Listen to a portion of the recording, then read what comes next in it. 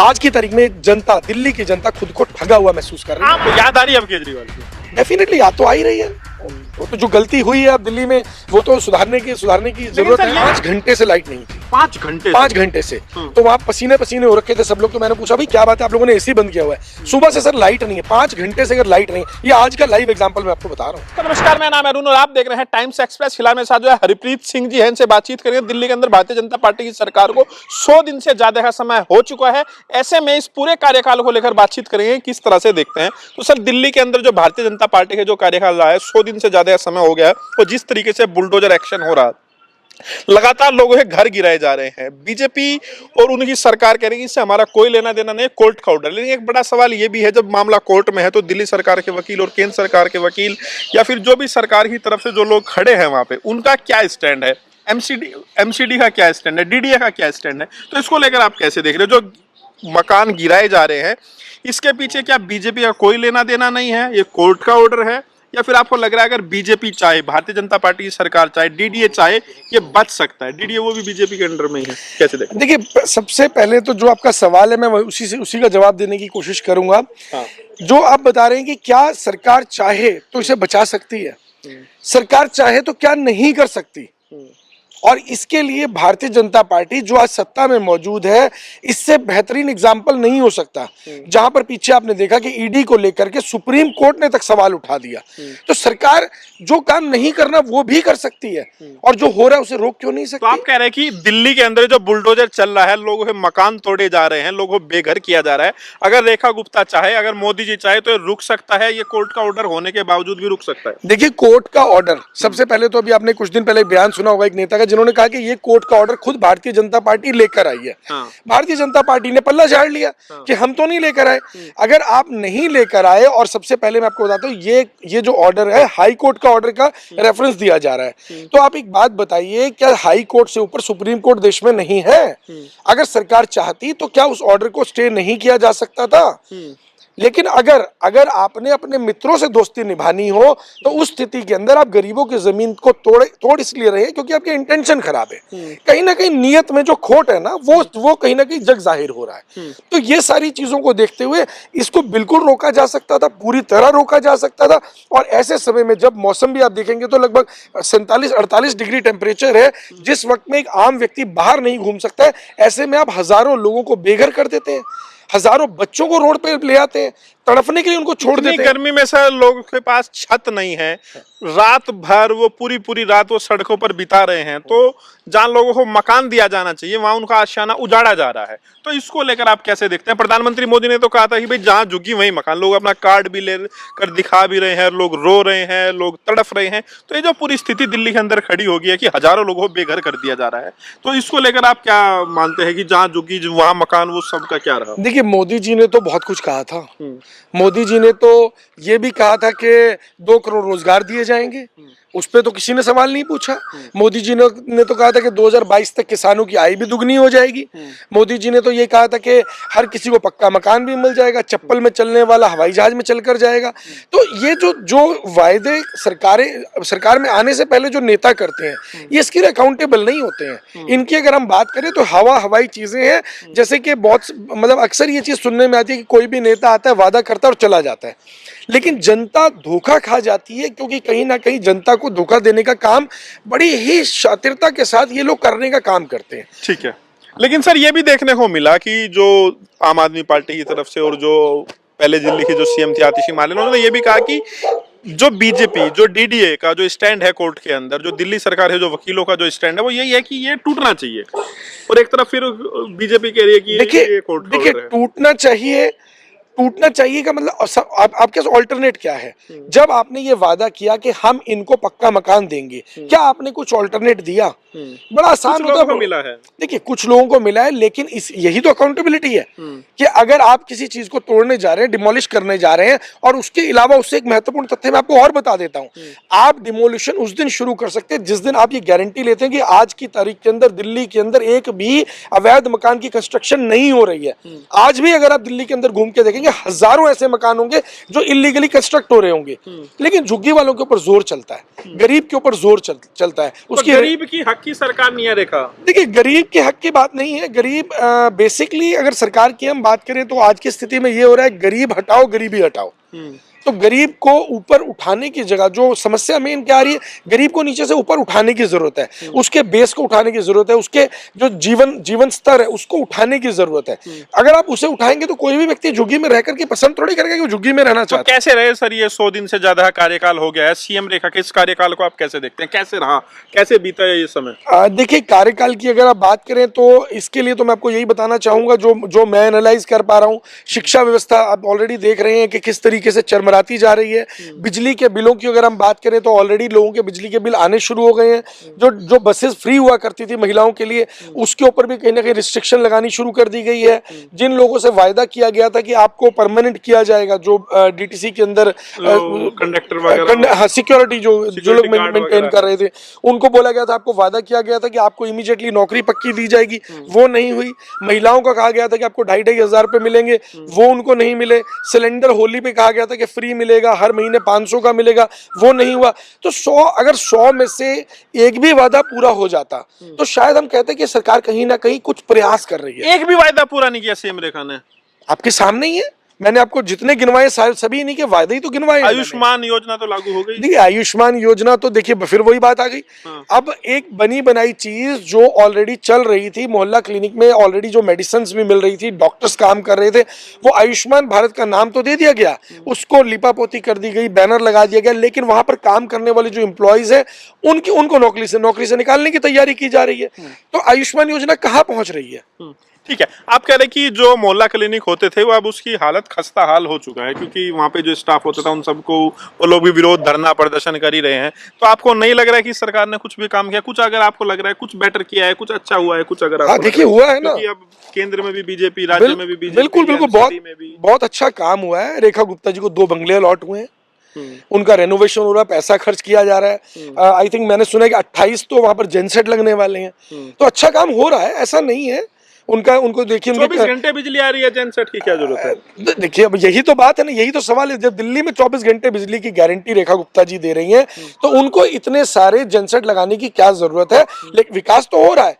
जैसे मोदी जी का 15-15 लाख का सूट था, आज की तारीख में अगर हमारी जो मुख्यमंत्री जी हैं उनको अगर पूछेंगे या उनके बारे में अगर पता करेंगे तो मुझे लगता है कि उनके कपड़े भी शायद मोदी जी से कम महंगे नहीं है जो आप पहन रही हैं। आप लोग क्यों सवाल उठा रहे हैं सीएम रेखा की आवाज पर? क्योंकि मुख्यमंत्री है, उनको अपने लिए एक ऑफिस भी चाहिए, एक रहने के लिए चाहिए। तो 2 अगर मकान ले ली तो इसमें क्या आफत आ गई? केजरीवाल ने भी तो जो है महल बनाया था। देखिए, हमने तो ये नहीं बोला कि केजरीवाल जी सही है या गलत है, लेकिन हम ये कहना चाहते हैं कि भारतीय जनता पार्टी जब किसी के ऊपर एक उंगली उठा रही है तो उसकी तरफ भी बाकी 3 उंगलियां घूमी हुई हैं।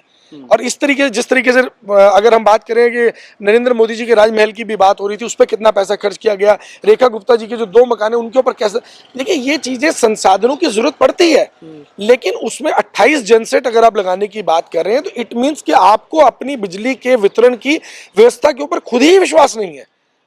आप और वो उस वीआईपी एरिया की बात करें जहां पर मुख्यमंत्री आवास है, यानी आप वहां पर भी 24 घंटे बिजली के लिए आश्वस्त नहीं है, इसलिए आप जनसेट की व्यवस्था कर रहे हैं। खुद दिल्ली में रहते हैं तो क्या स्थिति है? पावर कट लगता है 24 घंटे बिजली? देखिए, अभी मैं लोग कह रहे हैं कि ऐसा मैं बता देता हूँ। थोड़ी देर पहले मैं किसी जगह पर गया हुआ था, ये छतरपुर का एरिया जहाँ की मैं बात बता रहा हूँ, वहां पर मैं लेंसकार्ट का एक शोरूम है उसकी बात बता रहा हूँ। 5 घंटे से लाइट नहीं थी। 5 घंटे से तो वहां पसीने पसीने हो रखे थे सब लोग। तो मैंने पूछा भाई क्या बात है, आप लोगों ने एसी बंद किया हुआ है? सुबह से सर लाइट नहीं है, 5 घंटे से अगर लाइट नहीं, ये आज का लाइव एग्जांपल मैं आपको बता रहा हूँ।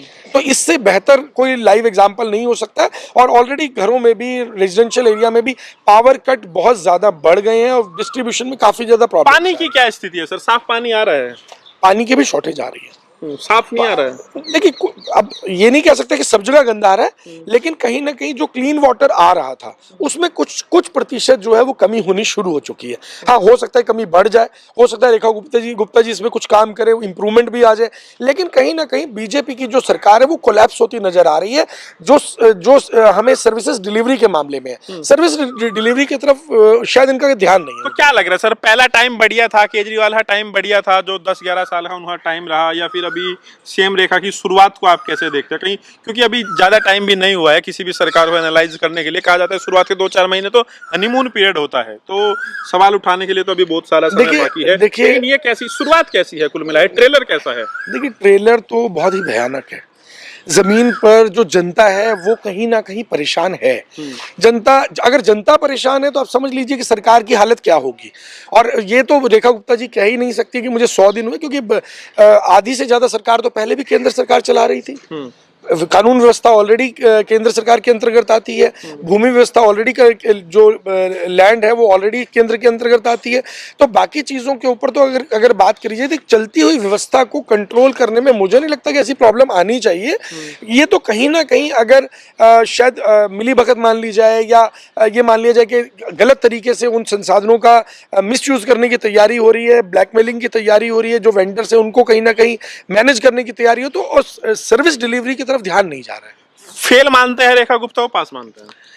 देखिए फेल या पास अभी तो बहुत जल्दी होगा कहना, लेकिन कहीं ना कहीं जो सर्विस डिलीवरी है उसमें फेलियर तो हो रहा है। और अगर ये इसी तरीके से सर्विस में फेलियर होता रहा तो रेखा गुप्ता जी फेल हो जाएंगी, इसमें कोई अचंभे वाली बात नहीं। केजरीवाल का टाइम कैसा था? काफी बेटर था, काफी बेटर था और काफी चीजें सुनवाई थी।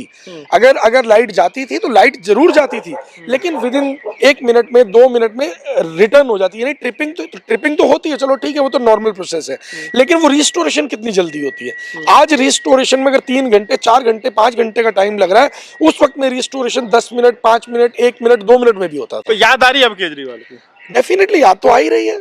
वो तो जो गलती हुई है अब दिल्ली में वो तो सुधारने की जरूरत है। ये भी सवाल पूछा जा रहा है कि अगर अरविंद केजरीवाल ने 10-11 साल में बिजली, पानी, शिक्षा, स्वास्थ्य इतना बढ़िया काम किया, तो इतनी जल्दी कोलैप्स कैसे हो सकता है? जो लोग कह रहे हैं कि भाई ये खराब हो गया, वो खराब हो गया।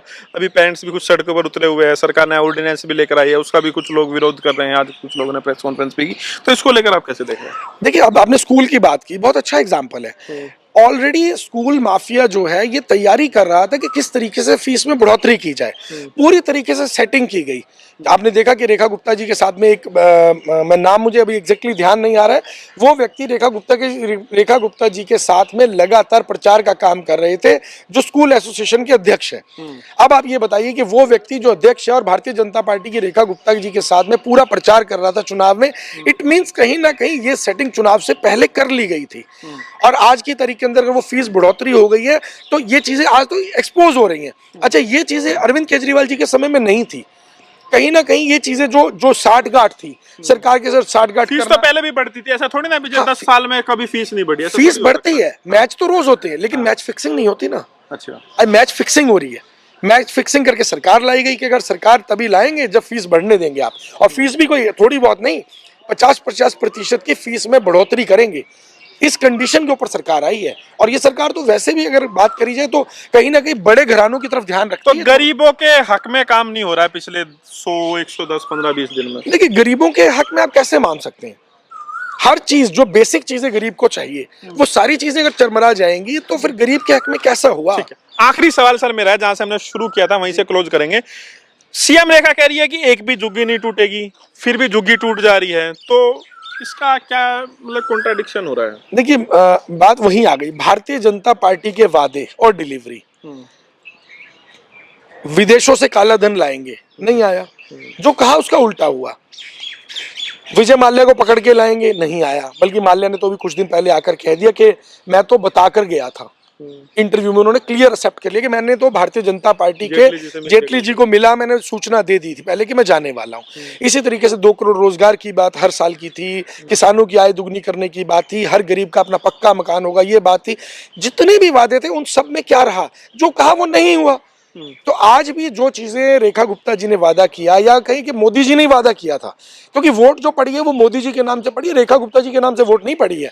तो मोदी जी के वादों की वही वैल्यू जो पहले थी 2013 में 2014 में किए गए जो वादे थे उनकी जो वैल्यू थी वही वैल्यू आज की तारीख में भी लोग विश्वास कर रहे हैं। देखिए विश्वास तो ऐसा है कि विश्वास करना पड़ता है, विश्वास करना पड़ता है, लेकिन विश्वासघात अगर एक बार हो जाता है तो कहीं ना कहीं विश्वास तो डोलता है। आज की तारीख में जनता, दिल्ली की जनता खुद को ठगा हुआ महसूस कर रही है। आम आदमी पार्टी ने यह भी आरोप लगाया कि चुनाव में फ्री एंड फेयर इलेक्शन नहीं। आप ऐसा मानते हैं क्या? बिल्कुल ऐसा मानना पड़ेगा। क्योंकि कहीं ना कहीं बहुत सारी चीज़ों को मैनेज किया गया। हम ग्राउंड पे थे, हमने देखा चीज़ों को। जो रात के टाइम में जो काम हुआ, वहाँ पर जो इंक लगाने का काम रात को किया गया, जो पैसे डिस्ट्रीब्यूशन का काम किया गया, जो शराब बांटने का काम किया गया, वो सारी चीज़। अच्छा, सुबह के टाइम पे भी जिन लोगों को रोका गया कि आप वोट डालने नहीं जाएंगे, तो अलग अलग जगह से जो खबरें आ रही थी, जब उनको देखा गया तो वो फैक्ट थे।